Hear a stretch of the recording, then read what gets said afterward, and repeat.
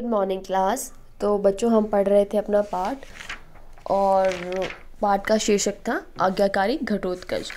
तो जब एक ब्राह्मण परिवार जिसमें ब्राह्मण, उनके 3 बेटे, सबसे बड़ा मंझला पुत्र व छोटा बेटा जंगल से जा रहे होते हैं और उनकी पत्नी भी होती है साथ में। तो रास्ते में घटोत्कच उन्हें मिलता है और कहता है कि मुझे तुम में से किसी एक को लेकर जाना होगा, ये मेरी माता जी का आदेश है। तो सब कहने लगते हैं नहीं, मैं जाऊंगा, मैं जाऊंगा। तब घटोत्कच कहता है कि इस परिवार में कितना ज़्यादा प्यार है, लेकिन मुझे तो अपनी माता जी का आज्ञा का पालन करना है। तो वो कहता है कि सबसे बड़ा पुत्र पिता का प्यारा है, सबसे छोटा माँ का, तो मैं मंझले को ही लेकर जाता हूँ। तो फिर जैसे वो लेकर जाने वाला होता है तो भीम वहाँ से आ जाते हैं। तो ब्राह्मण भीम से प्रार्थना करते हैं कि हे महावीर, इस दुष्ट राक्षस से मेरे बच्चे को बचाओ, ये हमारे बेटे को लेकर जा रहा है। तो चलिए आगे हम आज इस पाठ को कंटिन्यू करेंगे। भीम, ब्राह्मण देवता, आप घबराएं नहीं, आपके पुत्र को कुछ नहीं होगा। घटोत्कच से, रुको, रुक जाओ, ब्राह्मण पुत्र को छोड़ दो, मैं तुम्हारे साथ चलता हूँ। तभी भीम आते हैं और कहते हैं कि आप चिंता मत कीजिए ब्राह्मण जी, आपके पुत्र को कुछ नहीं होगा। और घटोत्कच को कहते हैं कि रुको, इसे छोड़ दो, मैं तुम्हारे साथ चलता हूँ। तो घटोत्कच वापस पलट कर देखता है। घटोत्कच, तुम चलना चाहते हो तो तुम चलो, मैं इसे छोड़ देता हूँ। तो घटोत्कच कहता है कि ठीक है, अगर तुम चलना चाहते हो तो तुम चलो, इसे मैं छोड़ दूंगा यहीं पर। भीम, किंतु मैं ऐसे ही तुम्हारे साथ नहीं चलूँगा, तुम्हें मुझसे युद्ध करके बलपूर्वक मुझे ले जाना होगा। तो भीम कहता है कि लेकिन मैं तुम्हारे साथ ऐसे ही नहीं चलूँगा, अगर तुम्हें मुझे अपने साथ लेकर जाना है तो मुझसे तुम्हें युद्ध करना होगा और मुझसे युद्ध करके बल से मुझे हराना होगा, तभी मैं तुम्हारे साथ चलूँगा। बल से माने जब 2 योद्धा लड़ाई करते हैं बच्चों आपस में, तो जो सबसे ज़्यादा ताकतवर होता है वो जीत जाता है। तो भीम कहता है कि पहले तुम मुझे अपने बल से हराओ, तभी मैं तुम्हारे साथ चलूँगा। घटोत्कच, शायद तुम जानते नहीं कि मैं कौन हूँ, मुझसे युद्ध करके व्यर्थ ही क्यों अपनी मृत्यु को निमंत्रण देना चाहते हो। घटोत्कच कहता है कि शायद तुमको पता नहीं है कि मैं कौन हूँ, मुझसे युद्ध करके व्यर्थ ही क्यों अपनी मृत्यु को निमंत्रण देना चाहते हो। व्यर्थ ही मतलब, व्यर्थ का अर्थ होता है बच्चों बेकार में। क्यों बेकार में मुझसे लड़ रहे हो और अपनी मृत्यु को निमंत्रण देते हैं हम किसी, जब आपकी बर्थडे पार्टीज होती है तो आप उसको अपने दोस्तों को निमंत्रण देते हैं, बुलावा भेजते हैं कि आपको आना है ना। तो क्यों अपनी मौत को बुला रहे हो अपने पास। मेरे पास समय नहीं है, मेरा माता हिडिंबा मेरी प्रतीक्षा कर रही है। तो घटोत्कच कहता है कि मेरे पास ज़्यादा समय नहीं है, मेरी माता जो हिडिंबा है वो मेरी प्रतीक्षा माने इंतज़ार कर रही है मेरा। भीम, मन ही मन में, हिडिंबा, अच्छा तो यह मेरे ही पुत्र है, अच्छा तो यह मेरा ही पुत्र है, फिर तो इसका गर्व करना उचित ही है। तब भीम ने कहा, अच्छा हिडिंबा का पुत्र है ये, तो इसका मतलब वो किसका पुत्र था, वो भीम का ही पुत्र था, फिर तो इसका गर्व करना उचित है क्योंकि वो उसका बेटा है। और भीम जब अपनी ताकत पर गर्व करते हैं तो जब उनका बेटा भी अपनी ताकत पर गर्व करता है तो उन्हें गर्व करना सही लगा उसका। किंतु एक निरीह ब्राह्मण को सताना तो तथा सर्वथा सुनिश्चित है। किंतु एक निरीह ब्राह्मण माने उदासीन, जो उदास खड़ा हुआ ब्राह्मण है, उसको सताना नहीं चाहिए उसे, मुझे इसे सही मार्ग दिखाना ही होगा।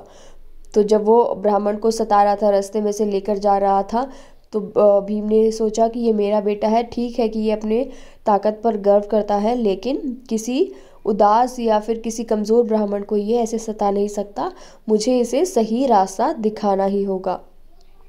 तुम्हें अपनी माता की इतनी ही चिंता है तो समय व्यर्थ किए बिना मुझसे युद्ध करो। तो भीम कहता है कि अगर तुम्हें माता की इतनी चिंता है तो मुझसे युद्ध करो, मुझे हराओ और मुझे ले चलो साथ में। दोनों भिड़ जाते हैं। कुछ समय बाद दोनों को लगता है कि एक दूसरे को पराजित करना संभव नहीं है, ये युद्ध रोक देते हैं। तो दोनों ही ताकतवर थे बहुत ज़्यादा, तो उन्हें लगा कि अगर हम ऐसे ही लड़ते रहे तो कुछ हाथ नहीं लगेगा, क्योंकि दोनों ही ताकतवर हैं। तो वो थोड़ी देर बाद युद्ध को रोक देते हैं। घटोत्कच, तुम तो सचमुच बहुत वीर हो। तुमने मेरे साथ चलने का वचन दिया था और वीर कभी अपने वचन से हटते नहीं। तो घटोत्कच कहता है कि मैं तुम्हें हरा तो नहीं सकता हूँ, लेकिन तुम वीर हो, और वीर जो भी ताकतवर इंसान होता है जब वो अपना वचन देता है तो वो पीछे नहीं हटता है। तो तुम भी पीछे नहीं हटो और तुम मेरे साथ चलो। भीम, जानता हूँ, मैं अपने वचन के अनुसार तुम्हारे साथ चलने को तैयार हूँ, चलो। तो भीम कहता है कि हाँ, मुझे पता है कि जो वीर व्यक्ति होता है वो जब अपना वचन देता है तो वो पीछे नहीं हटता, और मैं तुम्हारे साथ चलने के लिए तैयार हूँ, चलो। तो दोनों चलने लगते हैं। हिडिंबा के घर के बाहर घटोत्कच की परीक्षा में खड़ी थी। जो हिडिंबा थी वो भी बाहर अपने घर के बाहर बैठी हुई थी, घटोत्कच की परीक्षा का इंतजार कर रही थी कि वो किसी मनुष्य को अपने साथ लेकर आएगा। घटोत्कच, माँ देखो, मैं अपने लिए कितना बलशाली मनुष्य लेकर आया हूँ। तो घटोत्कच जाकर कहता है, माँ देखो, मैं कितना, आपने कहा था मनुष्य को लेकर आना, मैं कितना बलशाली मनुष्य अपने साथ लेकर आया हूँ।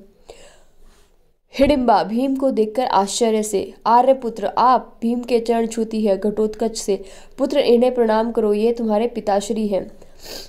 तो जैसे ही हिडिंबा ने भीम को देखा तो वो उन्होंने उनके चरण छुए और घटोत्कच को भी कहा कि तुम इन्हें प्रणाम करो, ये तुम्हारे पिताश्री है। तो घटोत्कच भी चरण स्पर्श करते हुए उनके चरणों को उन्होंने छुए और कहा, क्षमा करें पिताश्री, मैं आपको पहचानता न था, इसलिए इतनी बड़ी घृष्टता कर बैठा।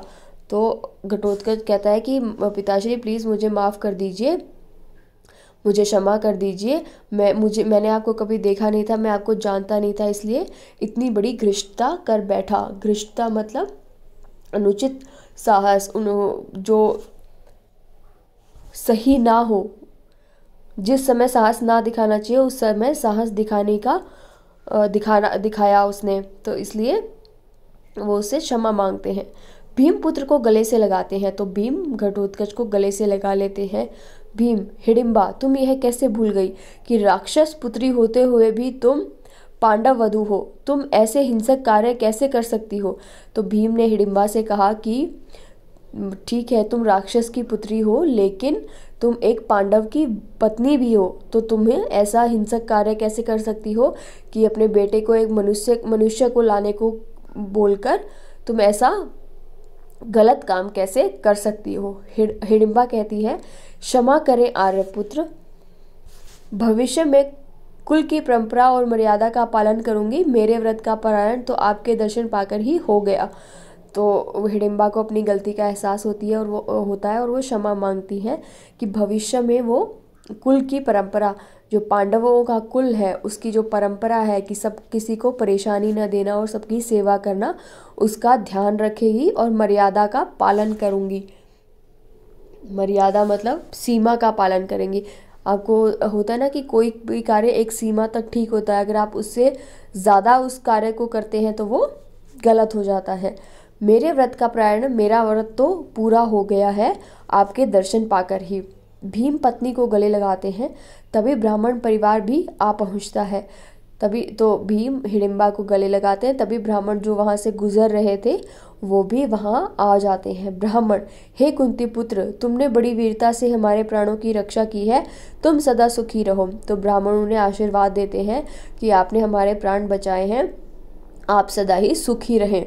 भीम कहते हैं, मैं आपका बड़ा आभारी हूँ, आपने मेरे पुत्र से मेरी भेंट करवा दी, मेरे पुत्र से जो अपराध हुआ उसके लिए आप उसे क्षमा करें।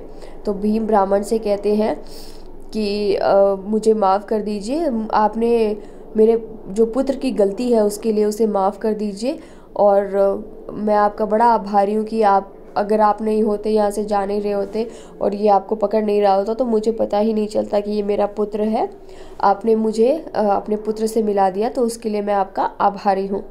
ब्राह्मण, तुम्हारा पुत्र बड़ा वीर और आज्ञाकारी है, ईश्वर करे यह तुम्हारी समान यशस्वी हो। तो ब्राह्मण उनसे आशीर्वाद फिर से देते हैं कि आपका पुत्र बड़ा ही वीर है और आज्ञाकारी है, और यह तुम्हारा सम्मान और यशस्वी हो, तुम्हारे समान मतलब कि तुम्हारी ही तरह बहुत ही यशस्वी हो, तुम्हारे ही तरह जिसका बहुत ही यश हो आसपास के, इलाकों में आसपास के लोग उसे जानते हों। जितने अच्छे तुम हो उतना ही अच्छा तुम्हारा पुत्र हो। ये है आशीर्वाद देकर ब्राह्मण भी वहाँ से चले जाते हैं और ये जो सीन है, ये जो महाभारत का दृश्य है, ये खत्म हो जाता है। तो यही तक था बच्चों आपका पाठ। अब हम करेंगे इसके शब्दार्थ और मुहावरे। शीघ्र, शीघ्र का अर्थ होता है जल्दी, जल्दी से कोई कार्य करना। विलंब, देरी। विशाल, बहुत बड़ा। प्रायण, समाप्ति, कोई चीज़ को समाप्त या खत्म हो जाती है जब। हष्ट-पुष्ट होता है स्वस्थ और तंदुरुस्त शरीर। ज्येष्ठ होता है सबसे बड़ा, जो सबसे बड़ा होता है। संकट होता है मुसीबत। मंझला, जो बीच का होता है ना, बीच का पुत्र या बीच की पुत्री, उसे मंझला कहा जाता है। कुंती नंदन, जो कुंती के पुत्र हैं। दुष्ट, बुरा व्यक्ति। बलपूर्वक, जो बल से कार्य किया गया हो। व्यर्थ, बेकार। निमंत्रण, किसी को देना, मतलब किसी को बुलावा देना। प्रतीक्षा, किसी का इंतजार करना। निरह, उदास, जो कोई इंसान जब उदास खड़ा होता है उसे हम कहेंगे निरह। घृष्टता, मतलब अनुचित साहस, जो साहस उस समय वो उचित ना हो, वो उसे हम कहेंगे घृष्टता। मर्यादा, सीमा। यशस्वी, जिसका बहुत यश हो, जिसे आसपास के लोग जानते हों, जो अपने अच्छे कार्य के लिए प्रसिद्ध हो, उसे हम यशस्वी कहेंगे। ठीक है। और आपका होमवर्क है, आपने जो मौखिक प्रश्न इसमें पाठ में आपके दिए गए हैं, इनका उत्तर ढूंढ के लिखना है, ढूंढ के निकालना है। ये आपकी अपठित गद्यांश की प्रैक्टिस होगी। तो आपने ये होमवर्क छोड़ना नहीं है, ये होमवर्क करना है। ओके। सो आपने ये सारों जो 5 प्रश्न हैं, इनके उत्तर ढूंढ कर निकालने हैं। ठीक है। Thank you.